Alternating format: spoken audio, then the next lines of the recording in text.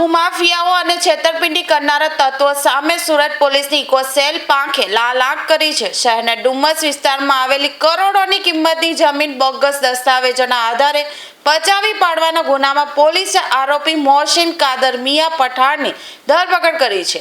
આરોપી મોહસિન પઠાણની છેતરપિંડી કરવાની રીત જાણીને પોલીસ પણ ચોંકી ઉઠી હતી। આરોપીએ મૂળ માલિકના આધાર કાર્ડ પર રહેલા ફોટાનો ઉપયોગ કરી તેમાંથી પાસપોર્ટ સાઇઝના ફોટા બનાવ્યા હતા। આ ફોટાનો ઉપયોગ કરીને તેણે પ્લોટની બોગસ સોદા ચિઠ્ઠીઓ તૈયાર કરી હતી। આ નકલી દસ્તાવેજોના આધારે તેણે ડુમ્મસના સુલતાનાબાદ વિસ્તારના 5 જેટલા કિંમતી પ્લોટ પચાવી પાડ્યા હતા।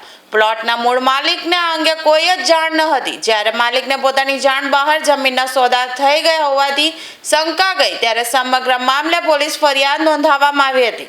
તપાસ દરમિયાન ઇકોસેલને જાણવા મળ્યું હતું કે આરોપીએ દસ્તાવેજોમાં છેડછાડ કરી ગંભીર ગુનો આચર્યો છે। હાલ આરોપીઓની ધરપકડ કરી વધુ તપાસ હાથ ધરી છે। ફરિયાદીશ્રીએ પોતાની જમીન એક દલાલ મારફત વેચવા માટેની જ્યારે વાત કરેલી હતી અને એ દલાલે જ્યારે આરોપીઓનો સંપર્ક કરી એમને બતાવી ત્યારે આરોપીએ પોતે જમીન ખરીદવા માગે છે એવી વાત કરી ફરિયાદીના આધાર કાર્ડ જે પ્રોપર્ટી છે એના કાગળો મેળવી લઈ અને એ આધાર કાર્ડના આધારે ફરિયાદીનો ફોટો કાઢી અને બોગસ સોદા ચિઠ્ઠી બનાવી અને ફરિયાદી સાથે વિશ્વાસઘાત કરેલ, ફોર્જ ડોક્યુમેન્ટ બનાવેલ અને આ સોદા ચિઠ્ઠી બનાવ્યા બાદ તેઓએ ન્યૂઝપેપરમાં આ પ્રોપર્ટીની વેચાણ બાબતેની નોટિસ પણ આપેલ।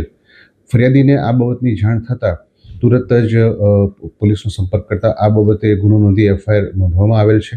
હાલ આરોપી અમારી ધરપકડમાં છે, કસ્ટડીમાં છે અને રિમાન્ડ પર છે, તપાસ ચાલુ છે।